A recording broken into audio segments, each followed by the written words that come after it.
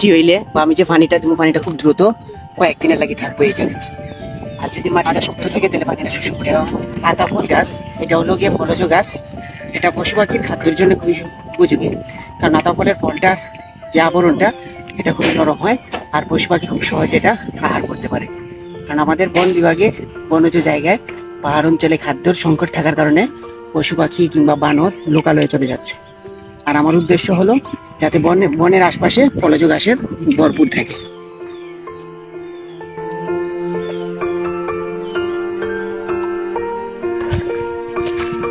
এটা হলো 31,025তম গাছ, আর দলদলি চা বাগানের টিলা।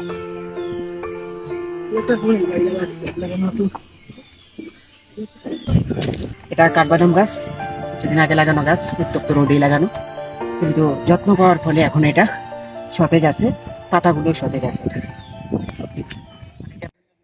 পৃথিবীর তাপমাত্রা দিন দিন বেড়েই চলেছে।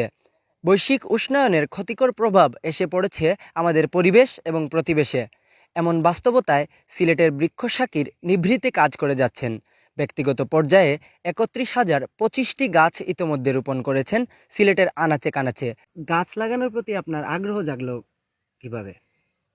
বলাই রবীন্দ্রনাথ ঠাকুরের ছোট একটা গল্প ছিল, যেখানে একটা শিমুল গাছ কেন্দ্রিক, যে রাস্তার বাঁকে পড়ার পরে রাস্তা থেকে কেটে ফেলে দেওয়া হয়। কাকিমার কাছে যখন একটা ফটোগ্রাফি চায় ছেলেটা, তখন তাকে আর ফটোগ্রাফি পাঠানো হয় নাই, কারণ সড়ক বড় করার জন্য গাছটা কেটে ফেলা হয়। সেই বলাইয়ের মতো গল্প এখন আমাদের শহরে অহরহ হচ্ছে। প্রতিনিয়ত আমাদের সড়ক বড় করতে গিয়ে, বাড়ি রুম বড় করতে গিয়ে, ইত্যাদি ইত্যাদি কারণে দেখা গেছে আমরা আধুনিক হচ্ছি, সাথে আমাদের পরিবেশকে আমরা বিপর্যস্ত করে ফেলছি। আমরা যতটুকু জেনেছি একটা প্রেমের গল্প ছিল নেপথ্যে, এই গল্পটা একটু যদি বলতেন।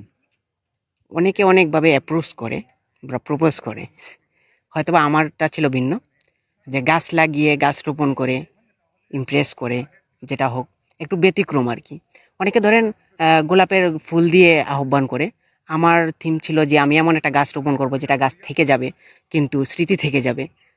এটাই হতে পারে, কারণ আমরা তো অহরহর, যেমন এটা এটা কেন, আমি রিসেন্টলি আমি অনেকগুলা প্রোগ্রামে গেছি, কারোর সংবর্ধনা হয়েছে, আমি কিন্তু জলজন্ত গাছ নিয়ে গেছি, ফুলের গাছ। আমি প্লাস্টিকের বা এই ধরনের কিছু নিয়ে যাই না। আজকে কাজী নজরুল ইসলাম, বিদ্রোহী কবি কাজী নজরুল ইসলামের জন্মদিন। না, আমি এটা করি, আগে করতাম। যেমন রবীন্দ্রনাথ নজরুলের হুমায়ুন আহমেদের কথাই বলি। হুমায়ুন আহমেদের জুলাই মাসের মৃত্যুবার্ষিকী যখন, তখন আমি করি কি, জুলাইতে এই কদম ফুলের গাছের চারা বিতরণ করি বা রোপণ করি, 12টা 13টা এইভাবে করতাম। কিন্তু ধীরে ধীরে আমি বের হয়ে আসছি এটা থেকে। যে দেখেন, আগে ছিল আমার 5 টাকা করে 10 টাকা করে গাছের চারা কিনতাম। আতা ফুলের চারা ছিল তৎকালীন সময়ে 50 টাকা 60 টাকা। আজকের যে চারাটা কিনলাম সেটা 350 টাকা। তো এই যে চারার দাম বাড়ার সাথে সাথে গাছের সংখ্যাটাও আমার হয়ে ওঠে না। তাছাড়া আমার এত দূর আসা, যোগাযোগের মাধ্যম ইত্যাদি ইত্যাদি কারণে আর ওই কারো জন্মদিনের সংখ্যা অনুযায়ী এখন আর আমি রোপণ করতে পারি না। এখন আমি রোপণ করি যে জন্মদিনটাকে বা স্মরণীয় করে রাখার জন্য একটা গাছ রোপণ করা, এটাই আমি এখন করতে পারি। আচ্ছা, আচ্ছা, সিলেট নগরের কোথায় কোথায় আপনি গাছ লাগিয়ে থাকেন, লাগিয়েছেন এবং কি কি গাছ লাগিয়েছেন উল্লেখযোগ্য? তাজপুর, ওসমানীনগর, জগন্নাথপুর, মানে আমার পায়ের পদচারণা যতটুকু অঞ্চলে পড়েছে, আমি প্রত্যেকটা জায়গায় এই গাছ একটা একটা রোপণ করেছি, এবং গাছগুলো এখনো আছে। অনেক জায়গায় দেখা গেছে আমার চেয়েও মোটা হয়ে গেছে গাছ। হ্যাঁ, কিছুদিন আগে একটা প্রাইভেট টেলিভিশন যখন গেছিল কয়েকটা জায়গায়, ওরা প্রতিবেদন করতে গিয়ে দেখলো গাছগুলা, ওরা নিজেরাই অবাক হয়ে গেছে। প্রথম হয়তো বা অনেকে ভাবে যে 31,000 গাছ এগুলো কোথায়, কিভাবে। তো আমি সবাইকে আমন্ত্রণ করি যে আসুন আমার সাথে এই শহরে ঘুরবেন আপনারা, যাতায়াত খরচ আপনাদের, আমি দেখাবো। কি কি গাছ ছিল? এখানে কাঁঠাল গাছ আছে, আম গাছ আছে, আমলকি গাছ আছে, লটকন গাছ আছে, সফেদা গাছ আছে, শরীফা গাছ আছে, তারপরে নিম গাছ আছে, হর্তুকি আছে, আমলকি আছে, বহেরা আছে, অর্জুন আছে, নিশিন্দা আছে। ভ্যারাইটিস গাছ আছে। এর মধ্যে অনেক বাড়িতে দেখা গেছে গাছ লাগানোর জায়গা নেই, আমি বাগান বিলাস, গোলাপের চারা, হাসনা হেনা যেগুলা ফুল গাছ আবার অনেক দিন থাকে, শিউলি গাছ, এই ধরনের গাছও আমি বিতরণ করেছি। কৃষ্ণচূড়া গাছ আছে, রাধাচূড়া গাছ। এখন যদি আপনি সুবুধ বাজারের মার্লিন বিল্ডার্সের সামনে থেকে প্রাইভেট একটা টেলিভিশনের একসময় উনি ওকালতিতে প্র্যাকটিক্যালি করতে জজ কোর্টে, তখন ওনার সাথে আমি করোনাকালীন সময় সুবুধ বাজার পয়েন্ট থেকে জালালাবাদ পয়েন্ট পর্যন্ত আমরা রাধাচূড়া গাছ, কাঠবাদাম গাছ, খেজুর গাছ এগুলা রোপণ করেছি। এখনো আছে, এগুলো আপনারা দেখতেছেন। আচ্ছা, এখন একটু ভিন্ন প্রশ্নে যেতে চাই। আসলে গাছ লাগানোর নামে যে কর্মযজ্ঞগুলো আমাদের দেশে হয়ে থাকে, সেগুলো গাছ লাগানো যে ধুমধাম করে হয়ে থাকে, সেইরকম কি তার পরিচর্যা হয় কিনা আপনার জায়গা থেকে? এ প্রসঙ্গে আমি একটু ইঙ্গিত দিতে চাই। এই মাসখানেক আগের আমাদের একটা হাইপ উঠেছিল ইন্টারনেট জগতে। আমরা দেখলাম যে অনেক অনেক গাছ রোপণ করে ফেলছে, অনেক গাছ রোপণ করে ফেলছে। তো প্রশ্নটা হলো, গাছ তো রোপণ করা হলো, তো যত্ন নেওয়া হলো কি? তার চেয়ে বড় কথা হলো, আমরা তো ইন্টারনেট জগতে গাছ লাগাচ্ছি, কারো বাড়িতে গাছই নেই। ইভেন তার বাড়িতে একটা ফুলের গাছও নেই। তো আমরা কেন ইন্টারনেটে একটা কথা বলতেছি? আমরা কথা বলার আগে আমি চিন্তা করব আমার বাসায়। আমি আমি আমার বাসার কথা বলি। আমার বাসায় যে বাড়িওয়ালা আছে খুবই আন্তরিক। কারণ আমি ওনার বাসায় ৮ টা ল্যাম্প পোস্ট ছিল। যেগুলো ওই যে ছোট, ছোট বাউন্ডারি করে লাইট জ্বালানো হয়। এগুলো আমি উপড়ে ফেলে দিছি। ওনাকে যখন বললাম উনি আমাকে স্বাগত জানালো এবং আমি নিজে গাছ নিয়ে ওখানে লাগিয়ে দিছি। এখানে আমি কাঁঠাল গাছ লাগাইছি, চেরি গাছ লাগাইছি। তারপরে এই কি বলে সজনা গাছ লাগাইছি। সজনে গাছ উনি খুব পছন্দ করেন।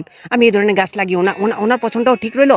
আমি আমারটাও আমার যেটা লক্ষ্য ছিল আমি গাছ রোপণ করব, এটা হয়ে গেল। তো একটা পাকা জায়গা ভেঙে আমি গাছ রোপণ করে দিলাম। উনি আমাকে মানে আমন্ত্রণ জানালো, সাধুবাদ জানালো। তো এভাবে আমাদের মনে হয় যে আমরা ইন্টারনেট জগতে কথা না বলে বাস্তবে ফিল্ড ওয়ার্ক করা উচিত। পলিব্যাগ নিয়ে কথা হচ্ছে, পলিব্যাগ নিয়ে কথা হবে। পলিব্যাগের বিকল্প আমাদের কিছুদিন আগে মৌলভীবাজারের একটা ছেলে ভালো বিকল্প ও আ আবিষ্কার করে ফেলছে। এখন আমার মনে হয় ছেলেটাকে আমরা পর্যবেক্ষণে রেখে আমাদের এই দেশে আরো কিছু তরুণদেরকে এইভাবে উৎসাহিত করা উচিত। আমাদের দেশীয় সম্পদও রক্ষা হলো, আর পরিবেশটাও রক্ষা হলো। আমরা মনে হয় টকশো, টিভি টকশো ইত্যাদিতে কাজের কথা বলার পাশাপাশি কাজে একটু গুরুত্ব দেওয়া উচিত। বঙ্গবন্ধুর শতবৎসর জন্মদিন উপলক্ষে গাছ লাগানোর কর্মসূচি নিল বাংলাদেশে। প্রায় ১ কোটি গাছ লাগানোর কথা ছিল করোনার আগবর্তী সময়ে। করোনাকালীন সময়ে যখন লকডাউন ছিল তার মধ্যেও কর্মসূচি আমি শুনেছি হয়েছে। বিভিন্ন স্কুল কলেজকে গাছ বিতরণ করা হয়েছে এবং কয়েকটা স্কুল কলেজের নাম বলতে পারবো, তারা গাছ নিয়ে গাছ আটা বেঁধে ফেলে দিছে। এরকম হচ্ছে। তো আমার মনে হয় যে এই ধরনের যখন আহ, মানে উৎসব মুখর একটা আয়োজন করা হয়, এগুলাকে একটা নজরদারিতে আনা উচিত। যে আমি একজনকে ৫০টা গাছ দিলাম, ৫০টা গাছ তো টিকবে না, ৫০ টাকা টিকবে না, এটা আমি বিশ্বাস করি না। কারণ দেখেন, এই যে কয়েকদিন গরমের মধ্যে আপনাদেরকে কিছুক্ষণ আগে আমি দেখালাম যে আমি উত্তপ্ত গরমের মধ্যে এই গাছগুলো রোপণ করেছি। এটা একটা টিল্লা জায়গা, যেখানে পানির সংকট আপনারা দেখছেন, পানি থাকেও না, কিন্তু এই জায়গায় গাছগুলো এখনো সতেজ আছে। তা আমার মনে হয় ৫০টা দিলে ৫০টাই টিকবে, টিকবে না কেন, ২০টা টিকুক, এই উদ্যোগটা নিক। কিন্তু আমাদের যে নাগরিক দায়িত্ব, নাগরিক সচেতন হওয়া, এটা আমাদের আরো বেশি করে হতে হবে। শুধু যে গাছ লাগানো যে প্রয়োজনীয়তা আছে আমি মনে করি তা না। আমার মনে হয় খাল, নদী, পুকুর, ডুবা এগুলাকেও সংরক্ষণে রাখা উচিত। আমাদের নদীগুলা শুকিয়ে গেছে। আমরা এই কয়েকদিন ধরে আরেকটা জিনিস আমরা চোখে নজরে আসতেছে, যে পদ্মা, যমুনা, তিস্তা এগুলা চর পড়ে গেছে। তো আমাদের সুরমা নদী কি? আমাদের সুরমা নদী কি সতেজ, চলমান?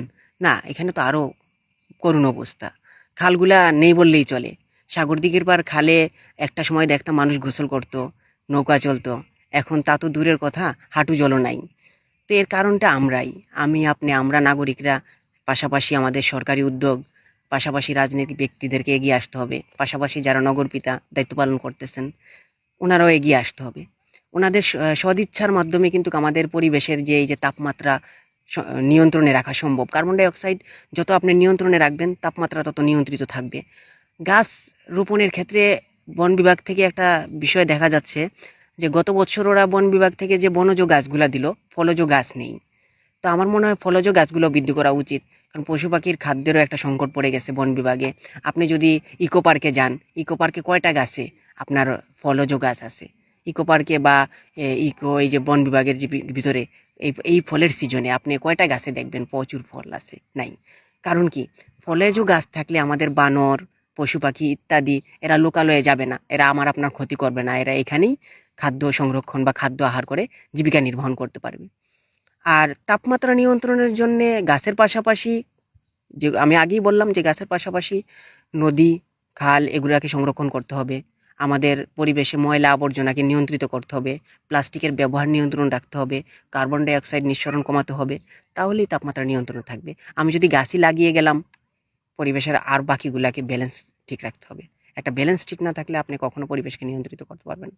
আচ্ছা, এখন জানতে চাচ্ছি যে সিলেটে আসলে বিগত বছরগুলোতে, আমি যদি বলি গত 50 বছরের কথা কিংবা তারও আগে, কি পরিমাণ গাছ ছিল এবং বর্তমানে কি পরিমাণ গাছ রয়েছে, এটা সম্পর্কে আপনার যদি কিছু জানা থাকে। আমাদের কিছুদিন আগে একটা প্রতিবেদন দেখলাম, শাহজালাল ইউনিভার্সিটির থেকে একটা প্রতিবেদন হয়তো পাবলিশ হয়েছে, আপনারা খেয়াল করছেন। বলা হয়েছে যে তাদের কত কোটি না কত লাখ গাছ শহরে থাকার কারণে তাপমাত্রা নিয়ন্ত্রিত আছে। কিন্তু প্রকৃতপক্ষে আমার ছোটবেলা বেড়ে ওঠা কিন্তু আখালি অঞ্চলে। রাবার বাগান যদি আমি বলি, রাবার বাগান সেই দলদলি চা বাগান থেকে শুরু করে আপনার ইয়েতে, এটা কি বলে, শাহজালাল ইউনিভার্সিটির পিছনে শহীদ মিনারের পিছনে যেটাকে বলা হয় কুরবান টিলার আশপাশ, এখানে প্রচুর পরিমাণে রাবার বাগান ছিল।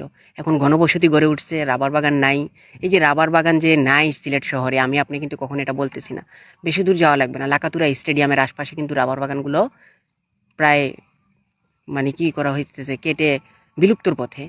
তাছাড়া আমাদের গ্রিন গ্যালারি, সিলেটের যে স্টেডিয়ামের যে সৌন্দর্য বৃদ্ধির কারণ ছিল গ্রিন গ্যালারি, গ্রিন গ্যালারির যে প্রথম দিকের যে সৌন্দর্য ছিল তা কি এখনো আছে না নাই?